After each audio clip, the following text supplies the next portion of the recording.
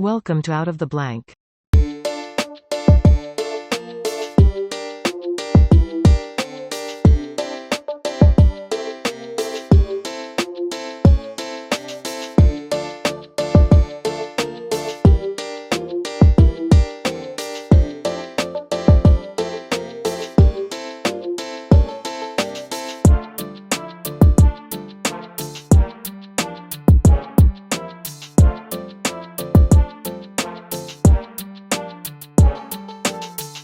Welcome to another episode of Out of the Blank Podcast. Michelle, it's a pleasure to have you on the show. Can you please introduce yourself to everyone out there listening?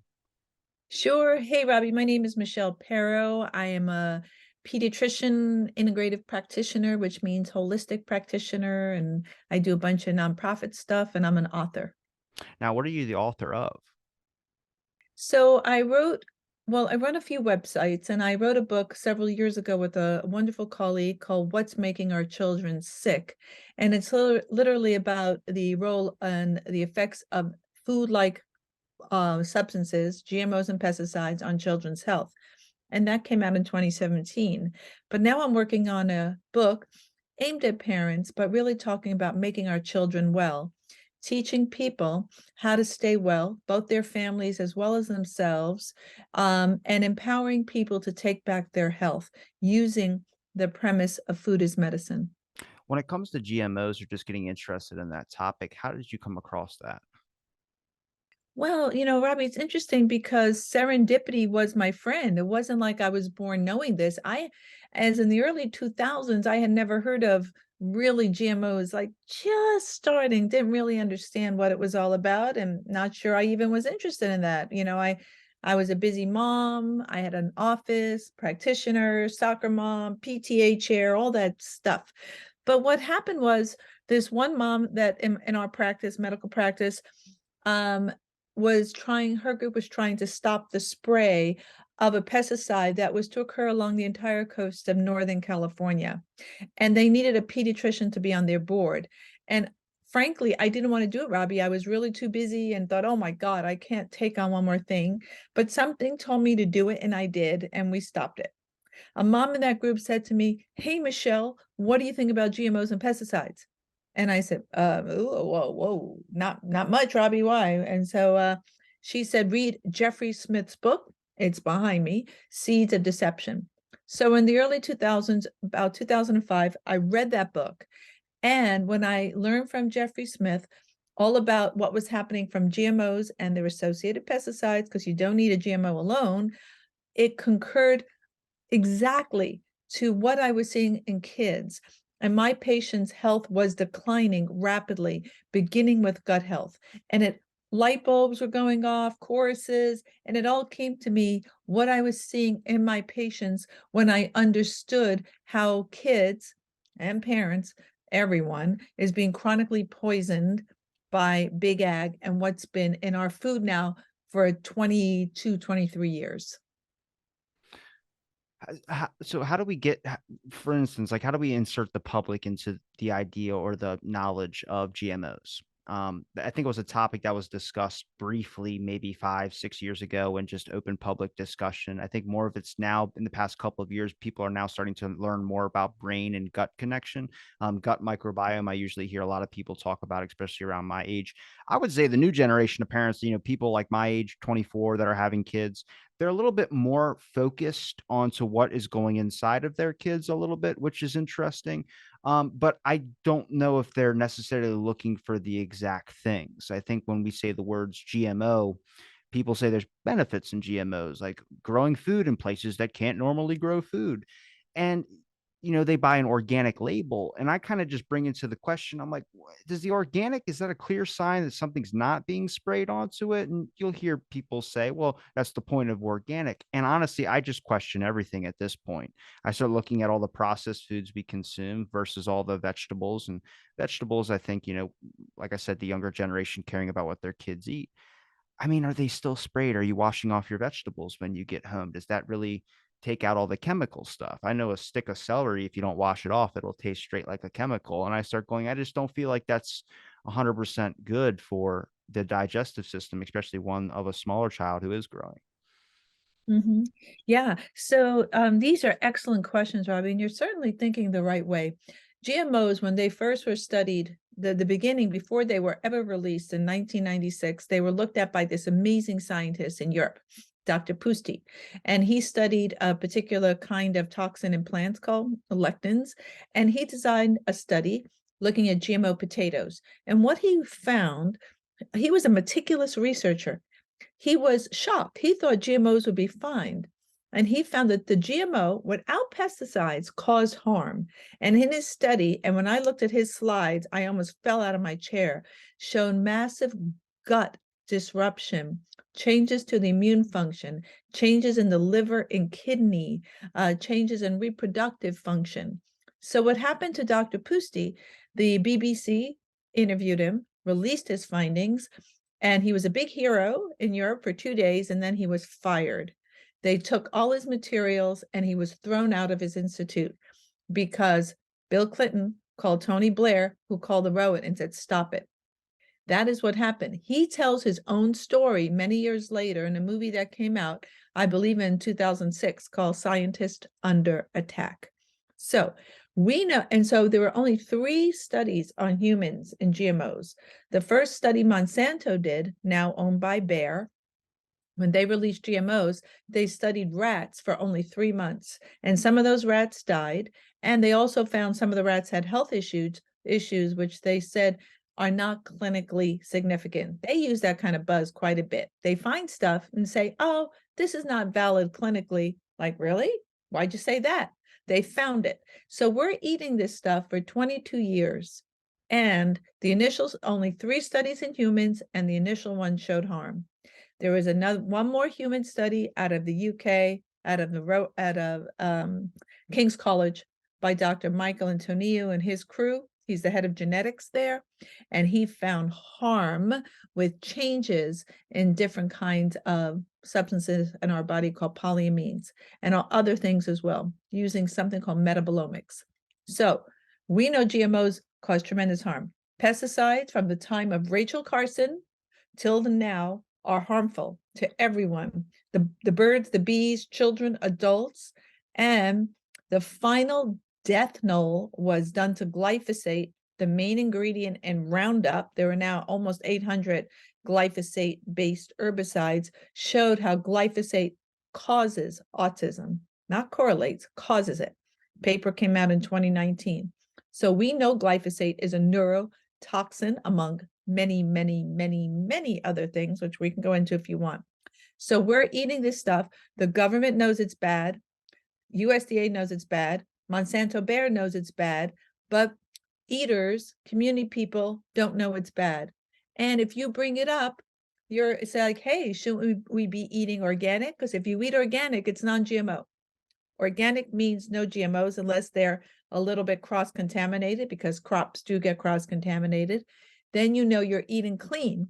And people say, "Oh, this is some elitist thing, some hippy dippy thing. This stuff is so expensive.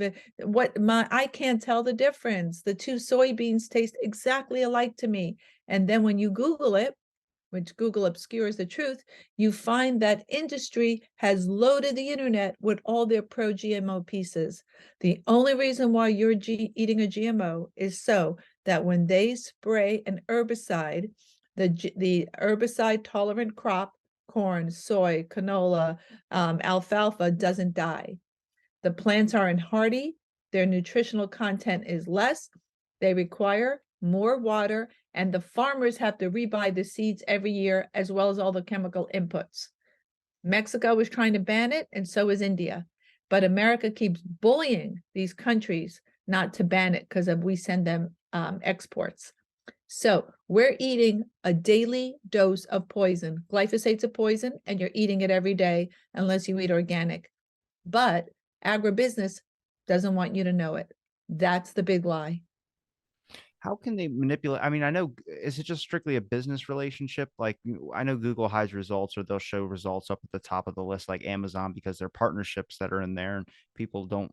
You shouldn't wonder why that's a coincidence that Amazon's the first thing you type in with types of A. It's not only just a giant manufacturers, that they have a connection with Google. Google also bought DuckDuckGo, which was a free-based search engine. If you go to Google, you can switch over your web browser to DuckDuckGo. That shouldn't be like that. You should have to go find a whole nother search engine. But most people have Google Chrome on their computer for some reason. I have it. But that's what it is. And that's, I think, there's a study, Alex Epstein, his name is, a hacker broke into Google and shut it down for like 30 minutes on a Sunday or something like that. The only time where I think it was like 10 a.m. The only time where money's not being transferred. But what happened is it made Google, or made the internet basically not available for everyone. And because most people have Google Chrome on their computer, they shut down the whole server of Google. So it showed you how powerful it was. The reason why I say that is when you start talking about typing something into a search engine, people immediately say, "Oh, that's just conspiracy." It's real though. It's big businesses, and that's how this kind of country sadly has gone in a large direction of thing. Monsanto has a name called Monsatan for a reason, and the number of reports and cases when you look them up of people that are suing this company because they've been affected by this pesticide, or they're being sued by the company because they accidentally got an overdraft spray onto their crops and it wasn't approved by Monsanto's. You don't see those, you don't hear about those, and I have to find those from independent journalists or people that end up writing about it on a private website or trying to alarm the message that gets put on like the 50th page I can rarely ever find. And that is not good. The public should be in on what's going on. What is being consumed that is containing this thing? Are vegetables, processed foods? So many different questions I have. Well, Robbie, you're right on it. And what you're really alluding to is something that's happening in a global way in terms of what we can get access to in terms of information. There seems to be two parallel tracks occurring simultaneously. There's the mainstream stuff, which is CNN, New York Times, Google Search, Chrome. There's the mainstream narratives on whatever you're looking up, whether it's GMOs or things related to COVID or geoengineering or chemtrails. And then you have those curious minds like, wait a minute, trying to question the science. Because you question your science doesn't mean anti-science. That was a strategy used by Monsanto and Albert, to kind of discredit many of us who's like, wait a minute, the science states this. Why are we doing that? That was shown to be anti-science instead of pro-science. Science is a curious discourse, not to something to be condemned when you have challenges. So that right there is concerning in itself. But many people have literally have to gone to Rumble and BitChute and Odyssey because they can't find the information they need in mainstream. So now we have these two communities forming. Those are following the mainstream track, and many of those who are looking outside of mainstream to get of our information without the obfuscation of truth. And so that is what's happening. But not everyone has a curious mind. And people's like, oh, well, if the government says okay, it's okay. Well, I can tell you that's not true. Let me give you an example. The EPA gave glyphosate the thumbs up, despite massive amounts of literature showing harm from glyphosate, the main ingredient in Roundup. And they just got their hands slapped by the Center for Food Safety with a lawsuit, and they've been stalling, reversing their opinion. So even the EPA is not protecting the consumer. And the only way we can protect ourselves is to eat the cleanest food we can find within our budget. And for many people, that means cooking at home, organic, and not eating out. People, 46% of American incomes are spent eating out. And I can tell you the stuff you're eating out is not quality. It's it's heavily pesticided, sprayed, GMO, like everything's made in canola oil. Canola oil is pure GMO and pesticides. And I'm telling people you have to eat at home. You have to learn to cook. And people say, I don't know how to cook. I say, YouTube it. There's so much basic cooking skills right on YouTube. So this is something where we have to get to young people, because many of the people eating out are indeed young people. DoorDash, right? Everyone's ordering in. COVID promoted us getting online, getting out of our farms, out of our gardens, out of our hands in dirt, and ordering on DoorDash. Now, that to me was a planned issue. And I'm telling people, get off your devices, grow your own, meet your farmer, get organic. And when people tell me it's too expensive, I said, if you stop eating out and doing takeout, and you go to affordable places to buy your organic foods, you do the math for 1 month and you let me know. And I say, if your health improves and you no longer need me, and you don't miss work because you're not feeling well, you've saved a lot of money, not to mention your health. Now, that's not a coincidence that the easiest available stuff is the more processed foods compared to the stuff that would be labeled organic or the things that would be healthier than the, I guess processed products. Those are the most expensive. I mean, you're playing off people's budgets. A mother of four, that works two jobs or something. It's easier for her to stop at McDonald's than it is to make something up at home. And it's that convenience factor, which I agree with and I disagree with. I feel like there's meal prepping and there's a lot of stuff like that, but it's also like adding a task when it's just easier to slide right through the drive-through. I mean, I kind of became more aware of this when they built the Taco Bell right next to like a liquor store. And I was like, well, that's what is that? Like a sign from God? And they're like, no, it's good city planning. And I was like, oh my God. And you start realizing everything's kind of not really coincidence. It's more coordinated for the specific purpose of spending money and getting money. So it's like I think you have to question a little bit of those aspects, but the convenience factor, how do you beat that? I mean, during the pandemic, I would say a lot of people really started up making their own home gardens, but I don't think it lasted that long because materials, people see that and they go, oh, it's just so much easier to do. Some people hook to it like therapy. I had a friend on here, Kip, his name's Curtis Kip. He works doing this like independent farming thing in like New York or something where they built this greenhouse in the middle of like this park and it's supposed to, he's trying to get this happening more often in specific locations. Like better farm options than just going to your farmers constantly doing that. This would help out with the food abundance. And I was like, do you expect that to work? Like something's going to sabotage that. Like it's not just people, there's business that does not like that interest that's taking money out of their pocket. And it really does bring some serious questions to the forefront. Mhm. You make so many good points here, Abby. And let me get back to one of your first ones because these are all excellent points. And you say the convenience factor. There's a cost of convenience. Yeah, who doesn't want to do a drive-through and get like a slice of pizza to go, right? Or some whatever you're ordering. And those companies make that food to taste good, by the way. They add the right amount of ingredients of salt and fat so that your brain craves these foods and sugar as well.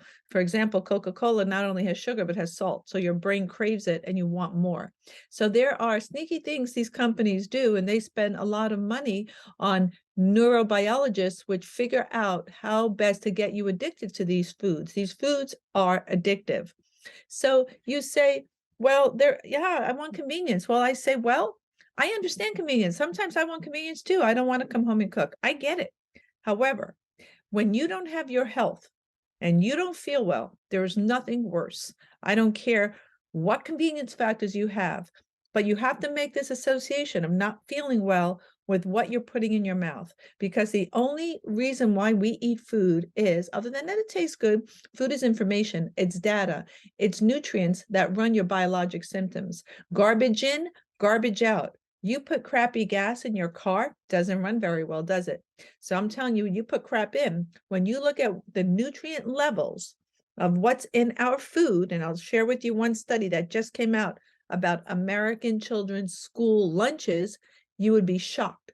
Almost no nutrients. So your body has no nutrient minerals like zinc and magnesium, and you need those for over 200 reactions in your brain. So kids can't think, they can't focus, they have all these challenges, cognition issues, and it's because they're nutrient deficient. So there has to be this understanding that our kids are in a deficit, not just kids, adults too.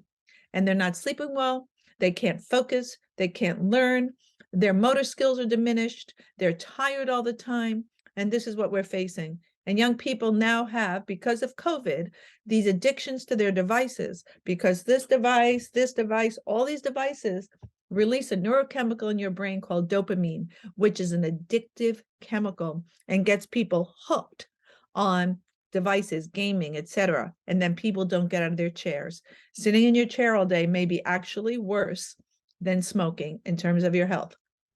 So we've got that issue going on. So during World War II, when the US was a total mess, and after the war, President Roosevelt at the time created something called Victory Gardens, where he went around to these devastated communities, wiped out, from war-related issues, and people got back into farming. And so the only way we can do it is either we grow our own, link up to farmers, whether it's an urban farm, a farm on top of an apartment building, a farm at a clinic or a hospital like St. Luke's Hospital in Pennsylvania or Boston College in Massachusetts. We have to get back into the real food and creating nutrient rich foods because we need these to run our bodies and we're not eating them. So when people tell me they don't feel well, whether they have migraines, reflux, or constipation, I say, tell me about your diet. And lo and behold, we start there. If the diet is not good, can't go any further. When the diet's good, no need for medicine. Diet's not good, you're going to need my help. And people aren't taught this. And what adds injury to insult is that they're the healthcare providers, we physicians, you can call us mainstream medicine, Western practitioners, are trained minimally in nutritional medicine. We're trained in pharmaceutical medicine, and nutritional medicine is poo-pooed as not being real science, totally real science. And it's just discarded. So we get communities hooked on pharma-based therapies. The best farmer-based therapy is from the farm, not the pharmacy. How do you bring it back into education systems? I believe that when I was in elementary school, there was a My Plate, which was like taught you this is the foods you need. You need this amount of this and this amount of this amount of that. My little nephew goes to school and I don't hear any talk about this. I'll ask him about the nutritional program. There's no talk about a nutritional program anymore. There's not even really a talk about a my period pyramid anymore.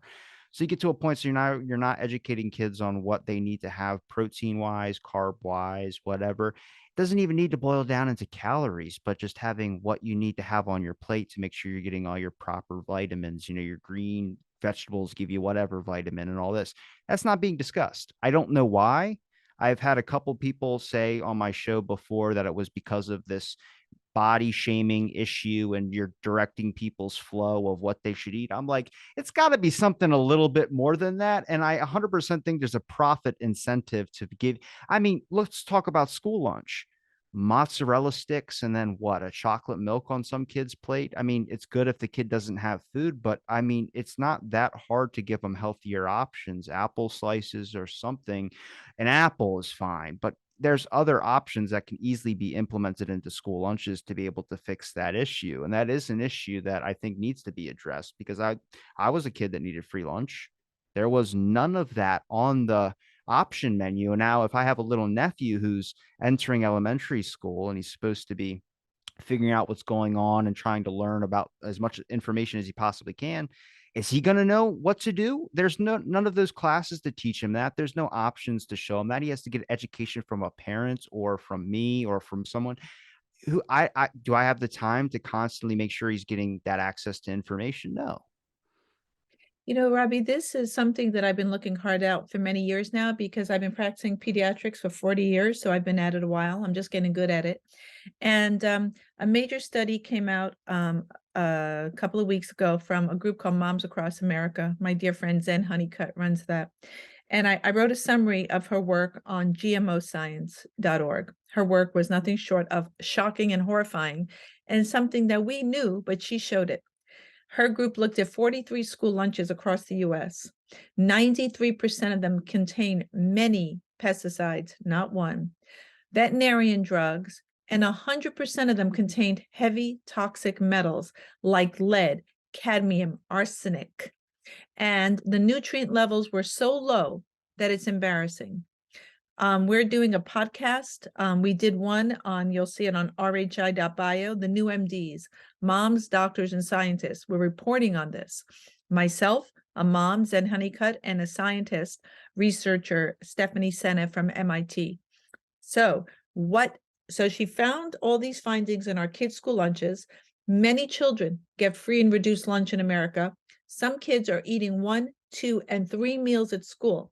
Not only are the foods toxic that they're eating, and they eat many of them there, and for some children, that's all they're getting.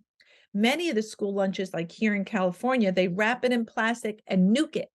And so all the plastics are getting in the food on top of all the other chemicals, as if that's not bad enough.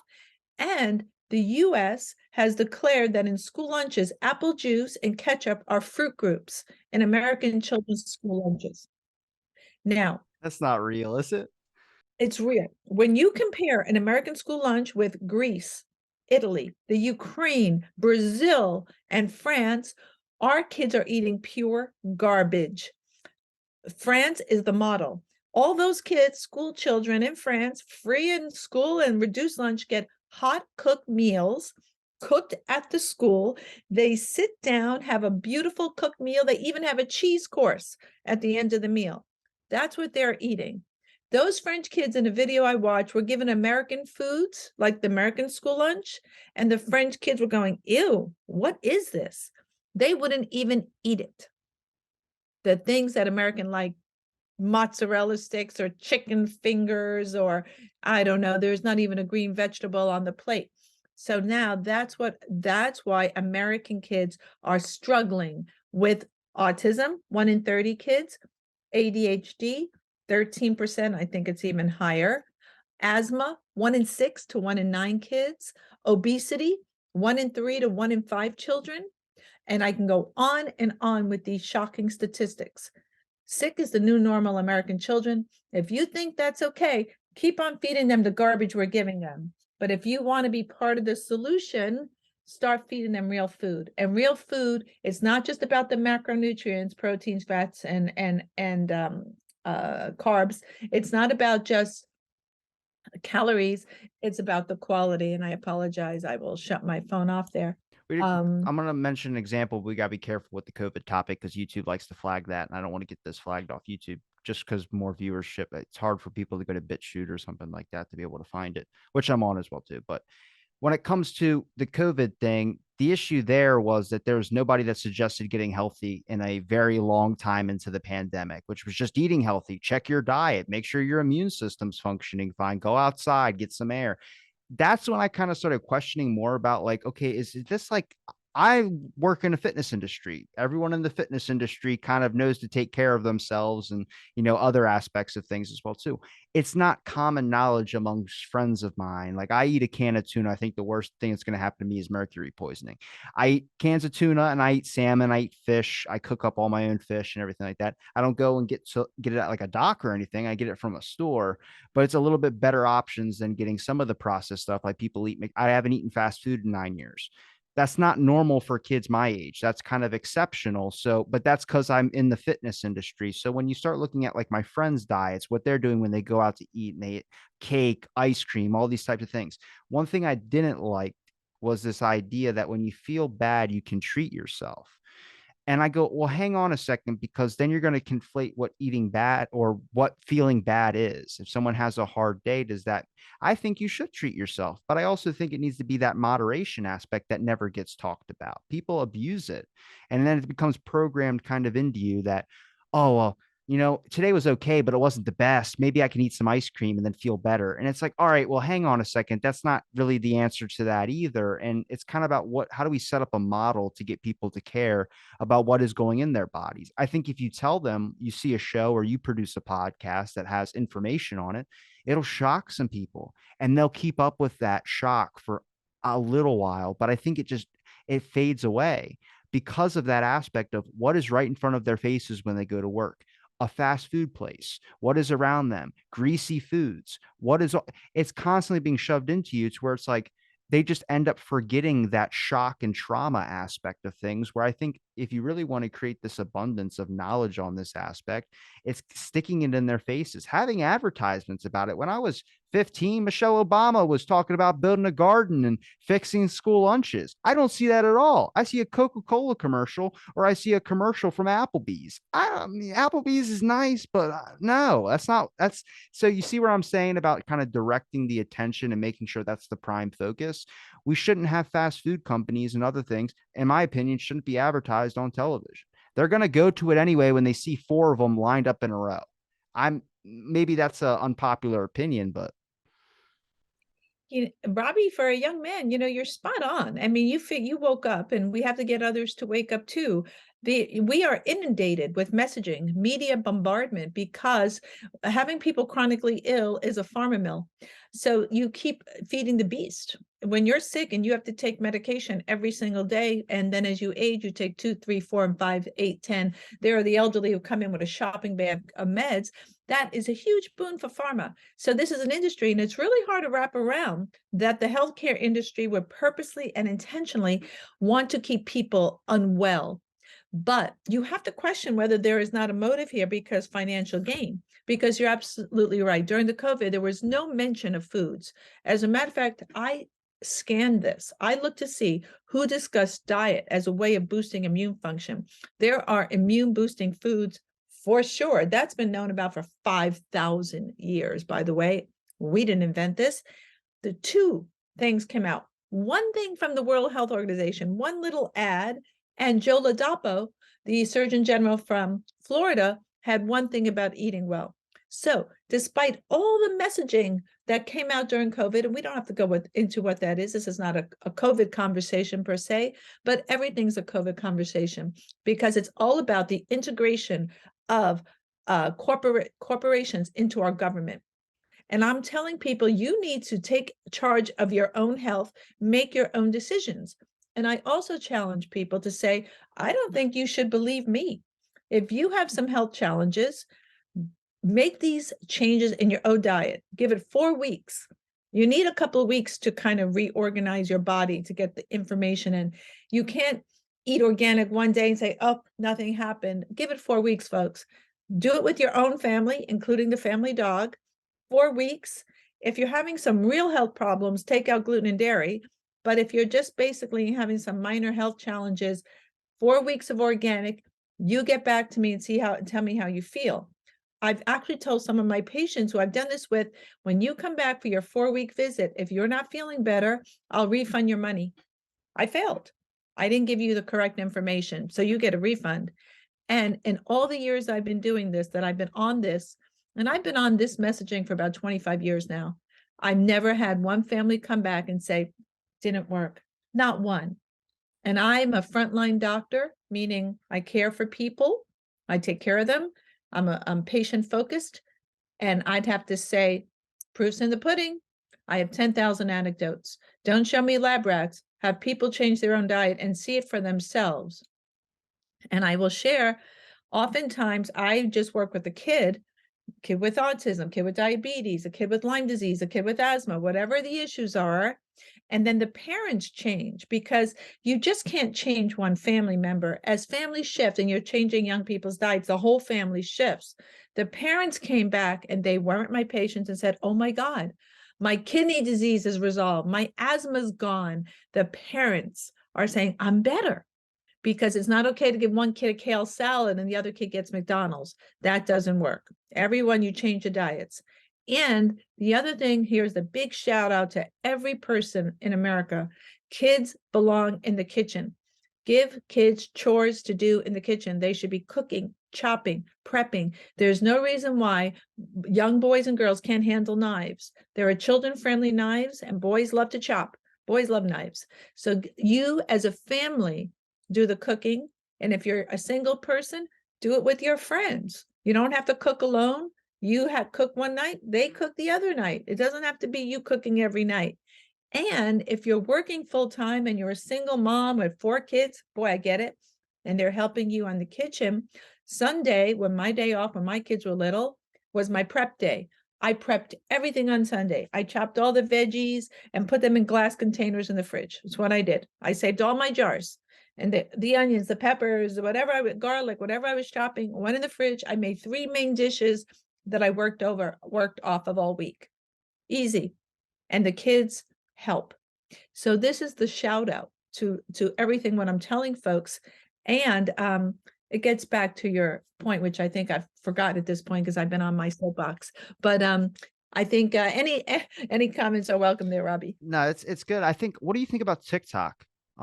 being kind of beneficial. I have a lot of issues with TikTok, but I think it's beneficial in some aspects when it comes to I've seen videos that people like smart ways to store your food. And it's kind of like this process of how to make sure that your food lasts long, taking care of yourself, making sure things are checked. And they're just little life hack tips, but they're so beneficial. And I don't really do any of them, but I just think showing that for like, I don't have any issues with my daily kind of thing that is bad or unhealthy. I'm pretty good for, my age, but I think for an average person that's on TikTok or sees that, I mean, you have people that have kitchens that don't ever use the stove, don't ever use the microwave, don't ever use so many of these things. And I think an article probably around the time maybe last year, Shanna Swan, who wrote about phthalates, plastics inside of all the stuff that we have.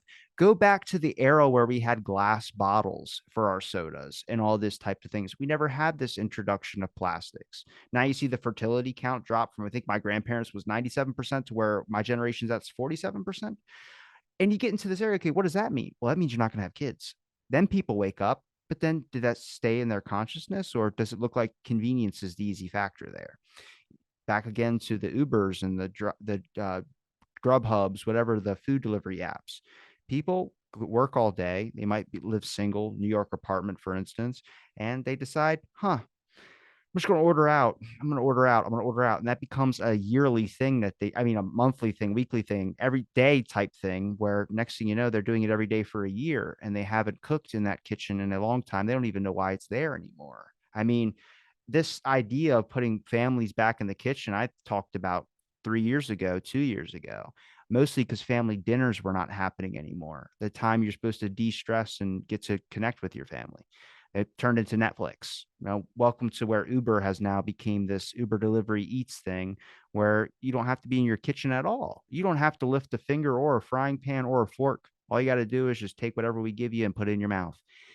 And that's an issue. And I wonder what that change is going to be. I think you'll hit that push where people get sick of it and they decide to bring back more some of these family notions. But I don't know how long that stuff lasts, and I don't know how to educate people in a sense to be able to do that. Even me at times, I'm at fault for, eating a meal and going right to my room. I don't know the answer to that. I don't know if you have any thoughts on that. Well, making mealtime is supposed to be social time, by the way, and that's a social fun thing that we as humans did. And during the lockdowns, that was taken away from us, right? You can't see your family. Many people lived in isolation. That's not humans are herd animals. We're supposed to be living in community. So bringing food back as a way of socializing and being with your community is another way to do it. Taking our meal and running to the computer and watching Netflix or whatever young people do, and it's not the way. So maybe each of us has to be the agent for change. Don't look behind you to see who's doing it. You be that one. Invite a few friends over and say, "Hey, can you bring a salad? Can you bring some fresh fruit? I'll make the fish." And you share. And you could do that 1 or 2, 3 times a week. And do it without alcohol. It doesn't have to be without alcohol or drugs. It could just be sharing a meal, and it doesn't have to be an all-night thing if the next day is work. But people have to ask themselves, if most of us are sitting in front of our computers all day, and then we're too exhausted to cook. We haven't moved all day. You haven't burned any energy. What are you tired from? So, as the body, we've become soft as humans. Our ancestors, our grandparents were more vigorous than we are. Our children do not have as much energy as some of their 50, 60, or 70-year-old parents. So you have to ask yourself why that is. One is we've become soft. I don't like the word lazy because Americans work very hard, but we're working hard many times in front of our computer and not doing physical labor. When you feel kids now, many of them are soft and doughy and they're out of shape. And there is some good data which suggests that glyphosate, the main ingredient in Roundup, is swapping with an amino acid called glycine.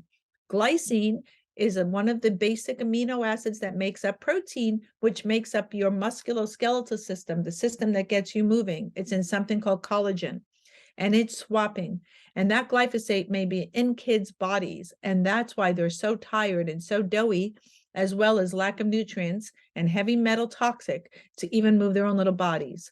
I'd recommend that anyone who doesn't have children, many young people on this podcast, go to a local park and see kids running around. Many of them are very round in their body. No more skinny, spindling kids like how they used to look.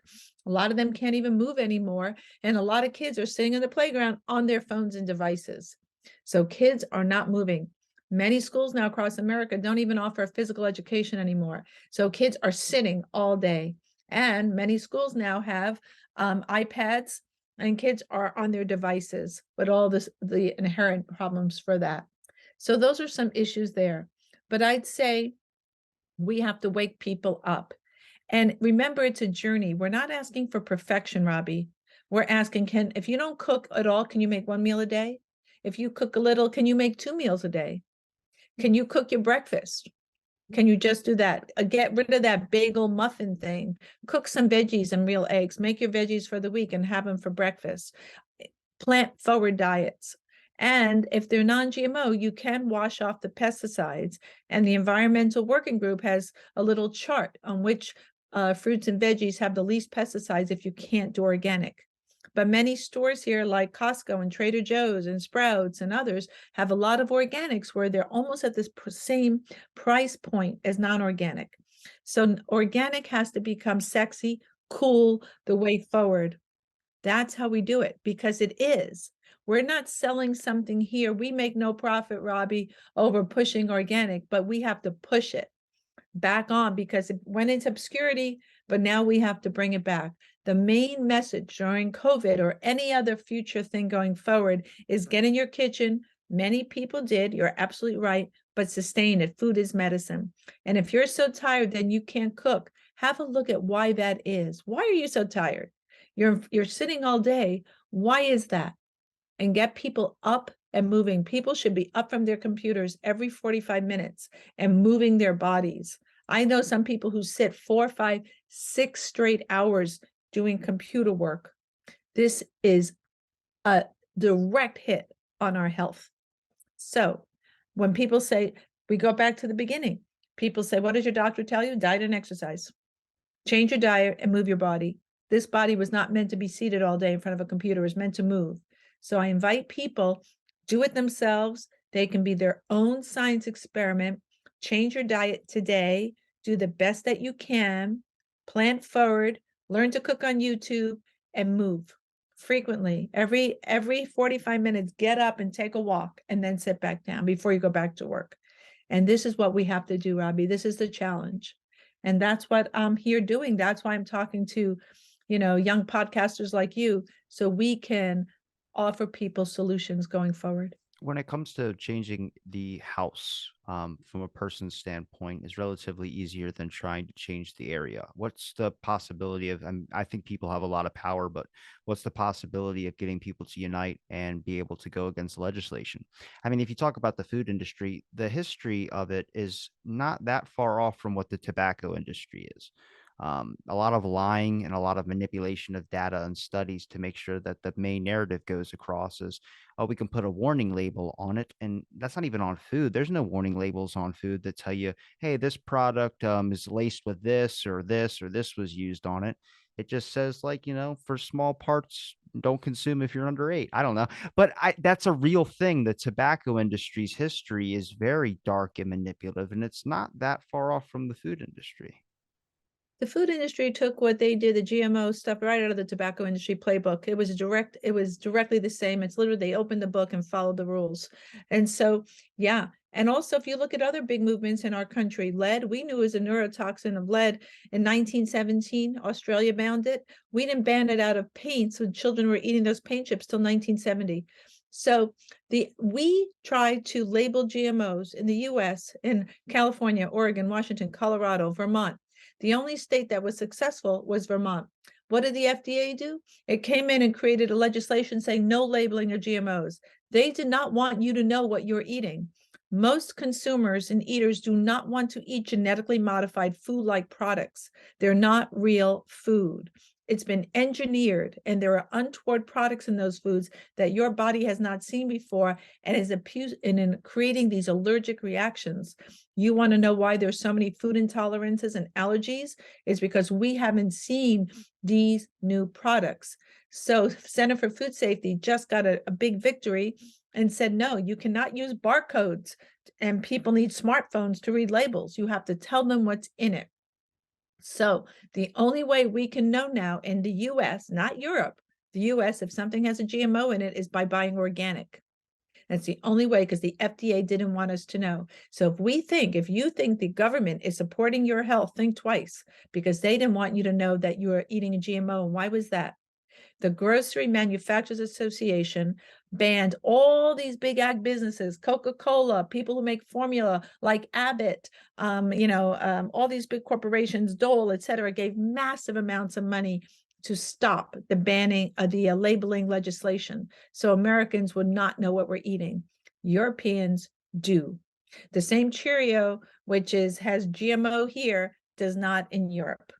Actually, oats aren't actually genetically modified, but they're trying to GMO wheat, by the way.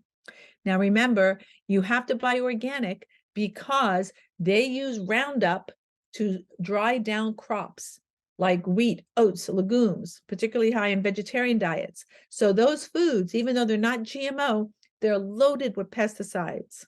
And those pesticides, particularly Roundup, cause cancer, cause it. It may not be in a day, it may be slow, like over 10 to 20 years, because cancers are slow growing, but that's what they do. So you have to understand what we're eating is a carcinogen. It's a cancer producing agent. And if that doesn't shake people up, I don't know what will. What does wake people up is when their own children are sick and all of a sudden they wake up because they're up every night with a sick kid. And that is really hard to do. And that's often when people wake up. They'll help their kid. They won't necessarily help themselves, but they'll help their kid. You mentioned about food intolerances, which was something I wanted to ask a question about, which is I talked to someone who studied the supply chain and also studied a lot of things about different ingredients that are involved in the supply chain, most commonly bought products by the public. And I asked a question about raw milk. Like, why is it illegal? Like, why can't you just drink raw milk? He was like, the real truth is that when they added something to it, people just adjusted to it. And it's like, you can't really, the raw milk would just tear up your stomach now. I'm like, wait, so we lost the ability to drink it or something? And it brings into this question of like, what are they adding to? I mean, I don't know how many kids I know now that have a peanut intolerance or something. And it wasn't that common when I was a kid, or people just didn't talk about it. But there's a lot more allergic reactions to things. And blue dye number one, blue dye number two, there's so much where I start going, is it something that we're using as a cheaper constitute for a product? Are they just changing it and not letting people know that they change the flavor of something? So most of the chemicals in our foods and or the food is a chemical itself affect your microbiome. Like glyphosate, for example, is an antibiotic. So it kills off the microbes in your gut. The most important thing to maintain your health is your microbiome. And the microbiome is simply the collection of organisms that live in your gut. They are so many, and like 10 to 1 microbes to human cells that we now even call them an organ. You have these microbial communities in your gut, in your mouth, in your eyes, on your skin. We have microbiomes everywhere. When those organisms are affected by your food, and it's not just the pesticides that kill them off, like glyphosate was patented by Monsanto as an antibiotic in 2010. So we know it kills off your beneficial bugs by research that came out of Germany in 2013. So it acts as an antibiotic, ruining your microbiome. And without that microbiome is responsible for your immune function, detoxification, and production of vitamins.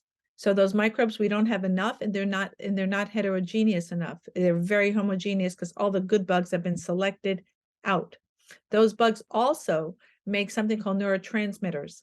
Those are the chemicals that run your brain, like serotonin, which is the calming neurotransmitter.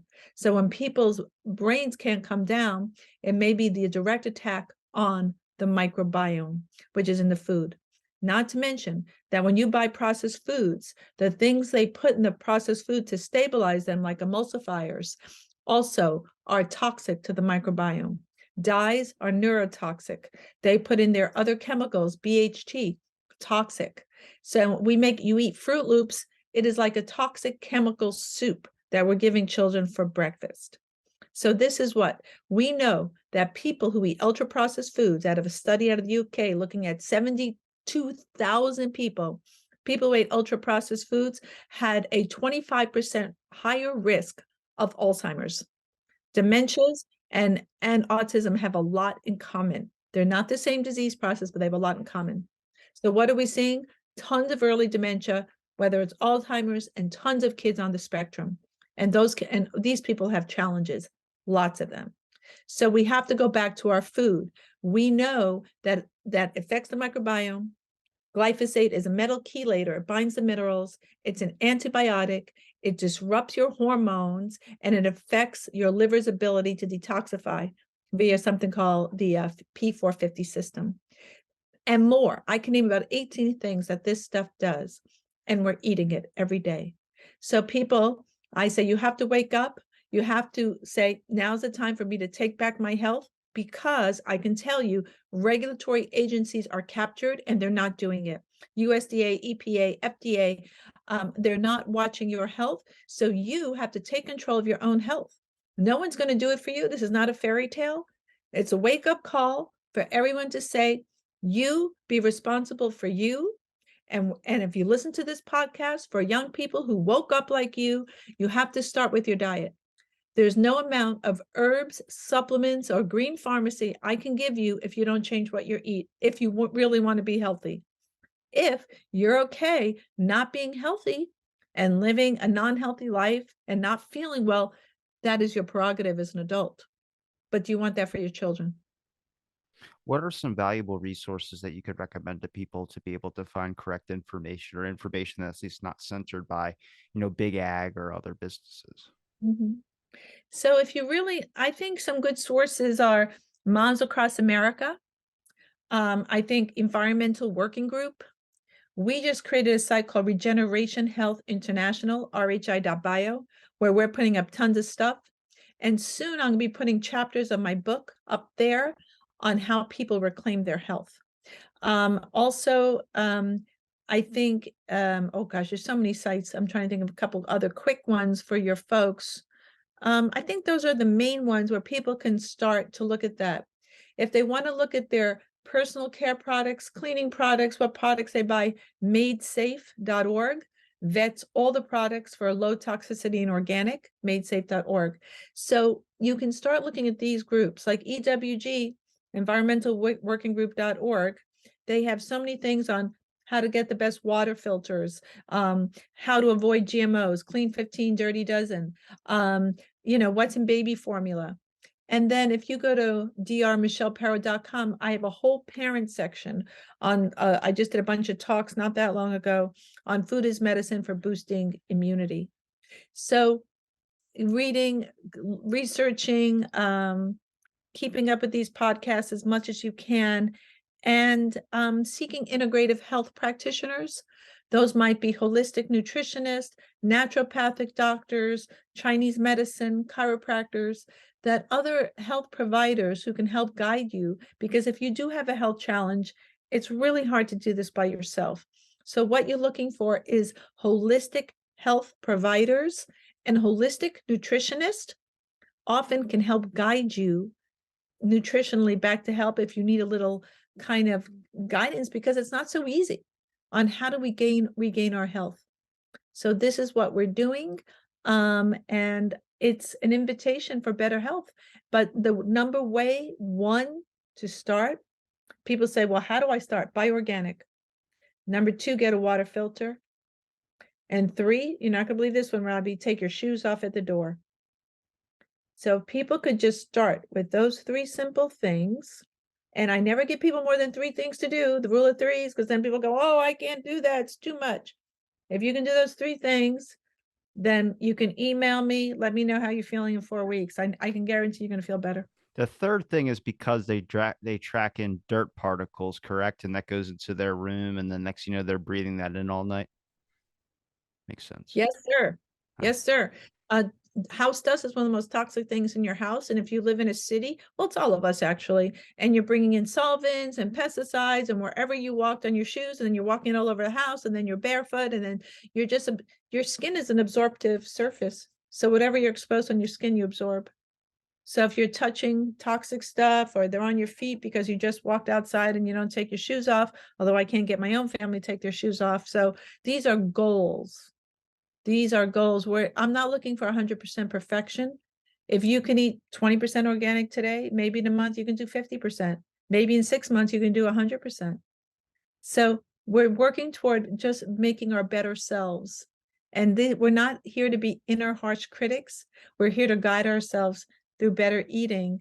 And when you feed yourself food that's been loved, natured, cared for, you yourself will feel better. And I invite people to do the challenge themselves. You said you're in fitness. People can take control of their own fitness bodies. Their fitness will get better as they give themselves the nutrients they need to train their physical body. So those are my recommendations. Well, Michelle, I really appreciate the time you gave me to talk on my show. Is there a place where people can find your links? Also, a link to your book as well, too. Yes, people should look a couple things I would love them to look at. I've been at this one since 2014. It's called gmoscience.org. And that's a website we created and I run it, looking at GMOs and their associated pesticides with effect on health. So that's what that one is. We have Regeneration Health International, rhi.bio. We started that in June, and we're looking at health, pharma to farm, and regaining the terrain. The links back to how we improve our soil, we improve our health with food as medicine. And last but not least is drmichelleperro.com is my own website. I don't put as much stuff up there, but all my recent articles and talks and podcasts I do put up there.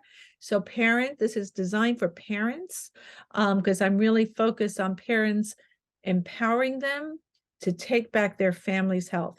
That is my number one goal until I become compost. Do you think that the younger generation is following that? Do you think that they're more responsive to the aspect of what they're feeding their kids? Yes, because so many kids are sick now, and so many kids are being born with challenges. They're struggling with their own kids, so they're waking up and they're going to their pediatricians. They're not getting answers. So I think many of them are waking up because of their own children and or their own health is suffering. And they said, "Oh my God, what's going on with me? I'm only 25 and I have 5 health problems." And they have things like environmental allergies, constipation, bloating, acne. These things are normal. I can tell you your gut's not working. And so they themselves are like, wait a minute, what is going on with me? So if your doctor just gives you a pill for that, chuck it and look to go into the root cause and solving your own health challenges. Well, I'm going to link all your links in the description. It's been a pleasure chatting with you. And thanks everybody for listening to this episode of Out of the Blank.